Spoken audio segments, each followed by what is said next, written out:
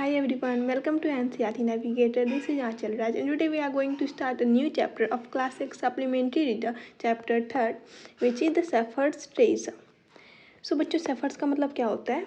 Shepherd's का मतलब होता है चरवाहा, जो भेड़ बकरियां चराते हैं उसको हम शेफर्ड्स कहते हैं। एंड ट्रेजर का मतलब होता है खजाना। बट यहाँ पे किस खजाने की बात हो रही? शेफर्ड्स के पास कुछ ऐसा एक बॉक्स था जिसमें लोगों को लगता था इसमें कुछ ना कुछ खजाना है, ठीक है। सो दैट्स वाई इस चैप्टर का नाम है द शेफर्ड्स ट्रेजर। सो ये जो चैप्टर है ये एक ईरानियन फॉकटेल है, ईरान बेस्ड स्टोरी है। तो चलिए हम इस स्टोरी को स्टार्ट करते हैं। सो बिफोर वी रीड, इस चैप्टर के बैकग्राउंड को हम देख लेते हैं। A poor shepherds once lived in Iran. एक पुअर शेफर्ड्स था जो कि ईरान में रहता था। Though uneducated he was very wise and helpful. वो अनएजुकेटेड था बट वो समझदार और हेल्पफुल था। The king decided to meet him in disguise. और किंग जो था वो डिसाइड किया कि मैं इससे भेष बदल कर मिलूँगा, ठीक है। सो ये था हमारे चैप्टर का बैकग्राउंड। चैप्टर को हम स्टार्ट करते हैं। In a village in Iran there once lived a shepherds. Iran के एक विलेज में एक शेफर्ड्स रहता था। He was very poor. वो बहुत पुअर था, गरीब था। He didn't have even a small cottage of his home. उसके पास एक छोटा सा घर भी नहीं था रहने को, वो इतना पुअर था। कॉटेज का मतलब होता है small house. He had never been to school or learned to read and write, for there was very few schools in those days. जो शेफर्ड था वो कभी स्कूल नहीं गया था, वो ना ही कुछ पढ़ा था ना ही लिखा था, बिकॉज उस टाइम पे जो स्कूल्स बहुत कम होते थे और प्लस में ये पुअर था तो उतना अफोर्ड नहीं कर सकता था कि वो स्कूल जाए, ठीक है। दो poor and uneducated this shepherd's was very wise. वो पुअर तो था वो शेफर्ड्स और अनएजुकेटेड भी था, बट वो शेफर्ड्स काफ़ी समझदार था। He understood people's sorrow and troubles and helped them face their problem with courage and common sense. वो जो था लोगों की दुख को समझता था, प्रॉब्लम्स को समझता था और वो लोगों को हेल्प करता था उसकी प्रॉब्लम से बाहर निकालने में। Many people came to him for advice. वो लोगों की हेल्प करता था, हेल्पिंग नेचर का था। तो पीपल जो थे वो उसके पास एडवाइस लेने के लिए आते थे। जब भी वो किसी प्रॉब्लम में हुआ करते थे तो वो शेफर्ड्स के पास आके एडवाइस लेते थे, इस प्रॉब्लम से कैसे बाहर निकलें, इसको कैसे दूर करें, ठीक है। सो उसके पास आता था एडवाइस लेने के लिए। Soon he became famous for his wisdom and friendly nature. और बहुत जल्द क्या हुआ, वो फेमस हो गया for his wisdom. Wisdom means knowledge, समझदारी के लिए वो फेमस हो गया। और उसका नेचर क्या था, फ्रेंडली नेचर था। तो ऑब्वियसली लोग उसके पास आएंगे। अब हर बंदा जो है इसके पास आ रहा है फॉर एडवाइस लेने के लिए, तो ये बहुत ही जल्दी फेमस हो गया। The king of that country heard about him and दो ऑफ मीटिंग हिम। अब जब ये फेमस हो गया तो ये खबर किंग के पास भी पहुंची। तो किंग ने जब इसके बारे में सुना तो उसने सोचा कि मैं इससे मिलूंगा। Disguised as a shepherd and riding on a mule, one day the king came to the cave where the wise shepherds lived. ठीक है। सो किंग क्या किया, वो अपने किंग के जैसा बन के नहीं गया, बल्कि वो शेफर्ड, यहाँ पे देख सकते हो ये किंग है, ठीक है। शेफर्ड्स की तरह ड्रेस पहन लिया और एक म्यूल पे बैठ गया। म्यूल मीन्स क्या होता है, मेल एस और फीमेल हॉर्स के जो बेबी होते हैं उसको हम म्यूल कहते हैं, ठीक है। सो वो शेफर्ड जो था, ये किंग जो था वो शेफर्ड्स की ड्रेस में आ गया और म्यूल पे बैठ के वो केव के पास चला गया जहाँ पे वो शेफर्ड्स रहता था। अब हम आगे देखते हैं। As soon as the shepherd saw the traveller coming towards the cave he rose to welcome him. जब शेफर्ड जो था वो अपने केव में जब बैठा हुआ था तो उसने देखा कि कोई ट्रैवलर इस केव की तरफ आ रहा है, तो उसने वेलकम करने के लिए वो खड़ा हो गया। He took the tired traveler inside the cave, gave him water to drink and share of his own meager meal. वो जो शेफर्ड किंग जो था वो टायर्ड था, दैट्स वाई जो शेफर्ड था उसको केव के अंदर लेके गया, उनको पानी दिया पीने के लिए और उसके पास जो थोड़ा सा फूड था उसने किंग के साथ शेयर करके खाया। यहाँ मीगर मतलब होता है क्वाइट लेस इन अमाउंट, ठीक है। The king rested for the night in the cave, was greatly impressed by the shepherd's hospitality and wise conversation. अब किंग जो था वो रात भर वहीं रुका और शेफर्ड से बातें वगैरह की। उसके बाद नाइट में क्या हुआ, फिर अगले दिन वो इम्प्रेस हो गया वाई इम्प्रेस हुआ? बिकॉज सेफर्ड्स की हॉस्पिटैलिटी और उसके कन्वर्जेशन से वो इम्प्रेस हो गया। हॉस्पिटैलिटी मतलब होता है कि ट्रीट करने से। जैसे कि आपके घर में कोई गेस्ट आता है तो आप उसको कैसे ट्रीट करते हो, अच्छे से बिहेव करते हो, उसके साथ रिस्पेक्ट देते हो। उसी तरह उसके हॉस्पिटैलिटी से और कन्वर्सेशन से, कन्वर्सेशन मीन्स उसके बात करने के तरीक़ा से वो काफ़ी इम्प्रेस हो गए। ठीक है, आगे हमारा यहाँ पे स्टोरी का कुछ बैकग्राउंड है वो हम देख लेते हैं। The shepherds was able to make out that his visitor was none other than the king. Shepherd जो था वो काफ़ी चालाक था, उसको ऑलरेडी पता था कि ये कोई सेफर्ड्स नहीं है, ये किंग है। The king made the wise shepherds governor of small district. और जब किंग उससे इम्प्रेस्ड हो गया था तो उस सेफर्ड्स को उसने स्मॉल डिस्ट्रिक्ट का गवर्नर बना दिया। Other governors became jealous of the new governor and called him dishonest. जब उसको गवर्नर बना दिया स्मॉल डिस्ट्रिक्ट का तो जो उस किंग के अंडर में जो अदर गवर्नर्स थे वो उससे जेलस होने लगे और उसको डिसऑनेस्ट कहने लगे। आगे हम स्टोरी को डिटेल में देख रहे हैं। Though still tired the king decided to depart the next day morning. King जो था वो स्टिल टायर्ड था बट उसने डिसाइड किया कि नेक्स्ट मॉर्निंग वो अब यहाँ से निकलेगा। ठीक है, डिपार्ट मतलब होता है leave. He said many thanks for your kindness to a poor traveller. और किंग क्या बोलता है सेफर्ड्स को? इस पुअर ट्रैवलर को यहाँ रुकने देने के लिए, अच्छे से ट्रीट करने के लिए आपका बहुत बहुत धन्यवाद। I have a long way to go, permit me to leave. मुझे बहुत लंबी दूरी सफ़र करनी है, सो मुझे परमिशन दीजिए यहाँ से चलने के लिए। वो ऐसा सेफर्ड्स को बोलता है वो king. Looking straight into the eyes of guest the shepherds replied thank you your majesty for paying me the compliment of a visit. उसके बाद जो सेफर्ड्स था वो तो काफ़ी चालाक था, तो वो किंग की आंख में देख के बोलता है कि thank you for your majesty. Majesty का मतलब होता है किंग। वो किंग को बोल रहा था कि आपने यहाँ आए, मेरे साथ रुके, ये मेरे लिए बहुत बड़ी बात है, ठीक है, जिसके लिए मैं आपसे धन्यवाद कहता हूँ। वो जब ऐसा बोला तो क्या हुआ? King was astonished as well as pleased. जब उसने ऐसा बोला तो किंग जो थे वो सरप्राइज्ड हो गए। एस्टोनिश मतलब सरप्राइज्ड होना, ठीक है, तो वो सरप्राइज हो गए और साथ ही वो हैप्पी भी हुए।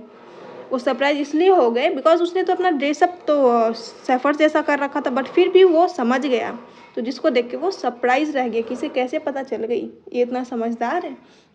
ही is indeed very wise.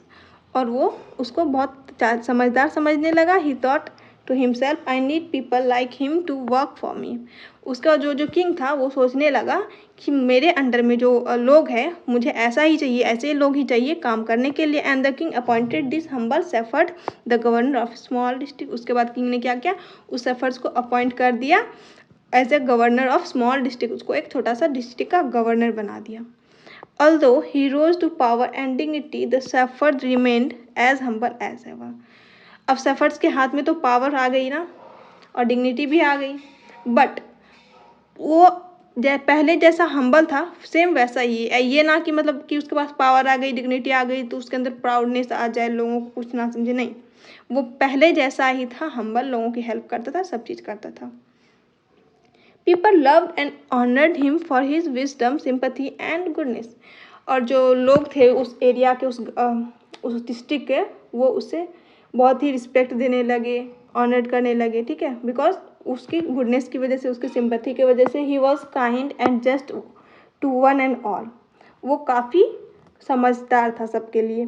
His fame as fair as and wise governor soon spread throughout the country. उसका फेम जो था, जो उसकी पॉपुलैरिटी थी, वो उसका फेम काफ़ी मतलब उस डिस्ट्रिक्ट मतलब बाहर चला गया, बाहर बात फैल गई, काफ़ी लोग उसके उसके फैम बन गए, ठीक है। Now the governors of the other provinces grew terribly jealous of him, began to talk to the king against him. अब जो किंग के अंदर जो अदर गवर्नर्स थे वो सेफर्ड से, जो स्मॉल डिस्ट्रिक्ट के गवर्नर बन गया था, उससे जेलसी होने लगी उन लोगों को, और किंग को जो है उसके अगेंस्ट बातें करने लगा किंग के साथ। They said he is very dishonest and keep for himself part of the money that he collects as tax from the people. वो लोग किंग से क्या बातें करते थे उसके डिसऑनेस्ट के बारे में, कि वो बोलते थे कि वो काफ़ी डिसऑनेस्ट है, वो जो है जो टैक्स कलेक्ट करता है उसके जो पैसे हैं वो रख लेता है। अब उस टाइम के जो गवर्नर होते थे वही लोगों से टैक्स कलेक्ट किया करते थे, ठीक है। तो वही यहाँ पे बोल रहा है कि वो जो टैक्स कलेक्ट करता था वो पैसे रख लेता है अपने पास। Why did he always carry with him they added an iron chest, और बोलता है वो हमेशा क्यों अपने साथ एक आयरन चेस्ट लिए रखता है। चेस्ट मतलब होता है बॉक्स, उसके पास एक बॉक्स रहता था, तो उसी के लिए वो बोल रहा है कि वो हमेशा क्यों अपने साथ एक बॉक्स रखे रहता है, उसमें जरूर वो पैसे रखता है। Perhaps he carried in it treasure that he had secretly collected, और वो बोलता है कि वो जो अपने साथ में पैसे रखता है जो सीक्रेटली वो रखता है उसमें कलेक्ट करता है। After all they said mockingly he was an ordinary shepherd and could behave no better, और वो बोलता है आफ्टर ऑल वो तो एक ऑर्डनरी सा सेफर्ड था, तो ऑब्वियसली वो तो चोरी तो करेगा ही, उसका वो लोग मजाक बनाते हुए ऐसा बोल रहे थे। उसके बाद यहाँ पे बैकग्राउंड है वो देख लेते हैं। The new governor called the palace, जो न्यू गवर्नर था जो सेफर्ड उसको वहाँ पे बुलाया गया महल में। He was order to explain why he always carried the iron chest, और उसको ऑर्डर दिया किंग ने कि तुम ये हमेशा क्यों अपने साथ ये चेस्ट कैरी कर रखते हो। उसने किंग ने उससे क्वेश्चन किया। The chest contain no gold और सिल्वर। ये हम आगे देखते हैं। The first the king didn't pay attention to these reports but how long could he ignore this governor and their endless story about the shepherd. पहले तो वो king जो था उसके बात पे ध्यान नहीं देता था, वो क्या कहता था, बट वो भी भला कितने देर तक इग्नोर करे, क्योंकि गवर्नर जो थे अदर गवर्नर वो तो हमेशा बार बार उसकी बातें करते थे वो डिसऑनेस्ट है डिसऑनेस्ट है डिसऑनेस्ट है। One thing was certain, the king discovered the new governor did carry N iron chest with him all the time. उसके बाद किंग ने भी सोचने लगा कि हाँ वो भला हमेशा अपने साथ ये आयरन चेस्ट क्यों कैरी करके रखता है। So one day the new governor was summon to the palace, और फिर उसने क्या किया, किंग ने बोला चलो इस पूछ ही लेता हूँ ये आखिर रखता क्या है इसमें। तो एक दिन क्या किया उसने, न्यू गवर्नर को बुलाया महल में। He came riding on his camel and to everyone's delight the famous iron chest were there fastened securely behind him on the camel's back. और जो वहाँ पे सारे लोग जो थे पहले वो जो था कैमल पे राइड करते हुए आया और साथ में वो आयरन का चेस्ट भी लेके आया। अब ये जब आयरन का चेस्ट लोगों ने देखा तो वो काफ़ी खुश हो गया, बिकॉज उसने तो सोचा कि अब तो ये अपने चेस्ट के साथ आ रहा है तो अब दूध का दूध पानी का पानी हो ही जाए, इसमें है क्या आखिर। Now the king were angry, he thundered why do you always carry the iron chest with you. उसके बाद किंग जो था वो काफ़ी गुस्से में था और उसे चिल्ला के पूछता है तो मैं हमेशा अपने साथ ये आयरन चेस्ट क्यों कैरी करके रखते हो। What does it contain? इसमें क्या रखा हुआ है। The governor smiled. He asked his servant to bring in the chest. उसका गवर्नर जो था वो स्माइल करके अपने जो सर्वेंट था उसको बोलता है कि तुम मेरे चेस्ट को लेते आओ, उस कैमल पे होगा। How eagerly the people standing around waited for the shepherds to be found out. उसके बाद जो आसपास में लोग थे वो काफ़ी इच्छुक थे जानने के लिए कि उसमें है क्या, तो वो काफ़ी अंदर ही अंदर खुश होने लगे कि चलो अब बाहर आ ही जाएगा कि क्या है उसमें। But how great was the astonishment and even of the king himself when the chest was open, no gold or silver or jewels but an old blanket was all that came out. उसके बाद जब वो box आया तो king ने जब उसको open किया तो उसमें क्या निकला, कुछ नहीं, ना ही गोल्ड था ना ही सिल्वर था ना ही कुछ ज्वेल्स था, बट उसमें क्या था, एक ओल्ड सा ब्लैंकेट था। Holding it up proudly the shepherd said this is my dear master is my only treasure.